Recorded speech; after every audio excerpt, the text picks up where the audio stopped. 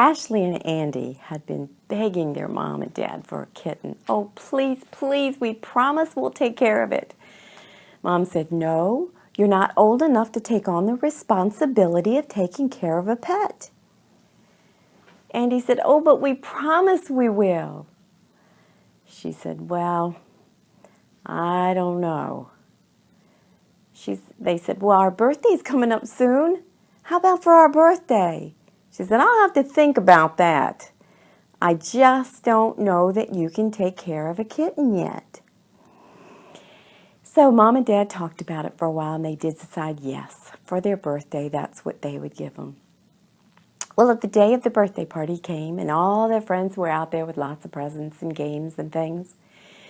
Pretty soon, Dad comes out with this great big box.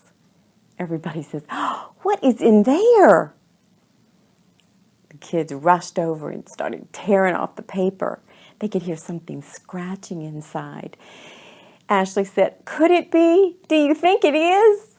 And sure enough, inside that box was the cutest little kitten you've ever seen. They were so excited.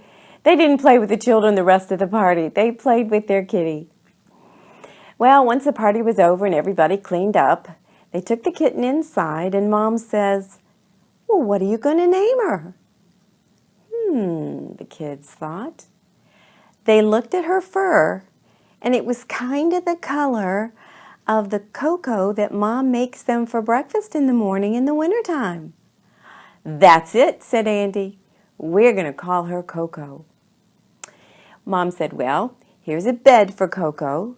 Here's a litter box and a bowl for her food and a bowl for her water.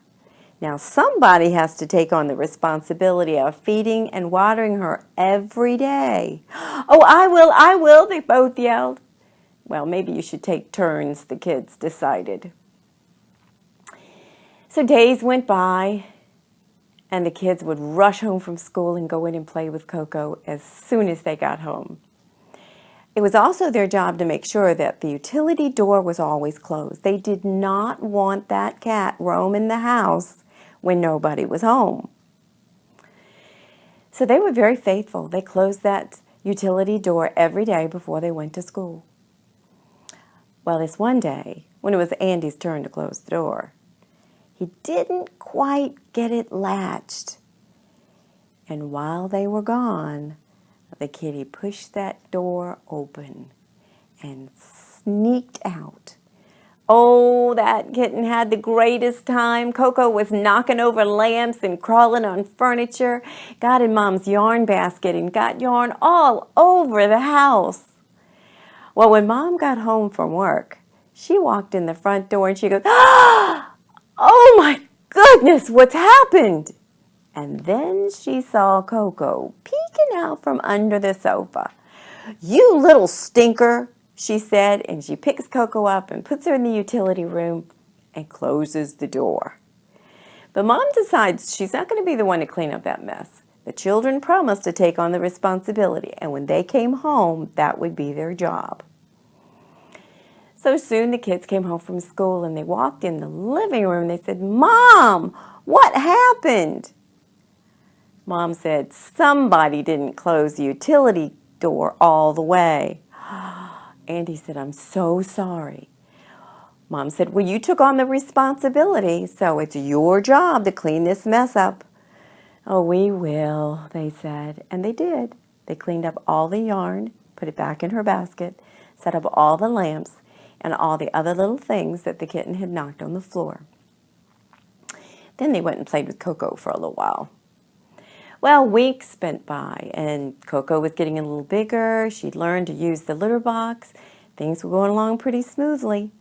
Mom said, I think we can leave the utility door open now, but we need to remember to always close the outside door. She's not an outside cat. Everybody promised they would be very careful to close that door.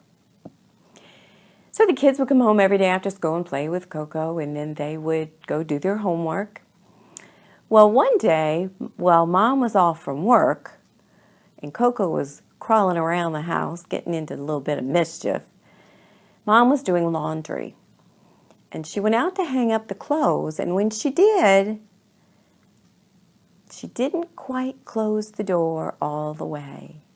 And you guessed it, Coco snuck through that little crack and crawled down into the yard. Oh, was she having the greatest time!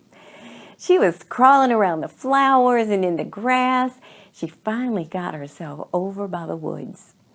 And she played in those woods, rolling around in things and trying to catch butterflies. It was so much fun. Well, she wandered far, far away. In the meantime, Mom comes in. She doesn't notice Coco's missing. The kids come home from school and they look everywhere. They cannot find her. Mom, where's Coco? She said, I don't know. I haven't seen her all afternoon. So everybody starts looking. They look under the couch and under the beds and in the bathroom. No Coco to be found. Oh, the kids teared up. Dad said, don't worry. We'll get in the car and go look for her. So they got in the car and they drove all around the neighborhood. They did not find her. Oh, and the kids started to cry. They couldn't eat any supper. They were too upset. When they went to bed that night, they said their prayers and they said, God, please watch over Coco. Don't let her get hurt. And they went to bed and went to sleep.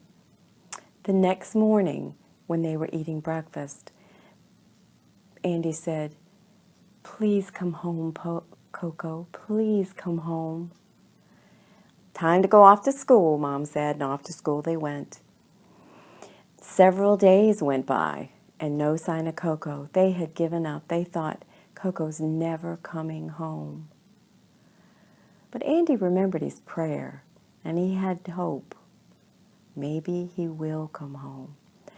Well, that morning at breakfast, they were sitting there eating their bowl of cereal when all of a sudden, at the back door, they heard this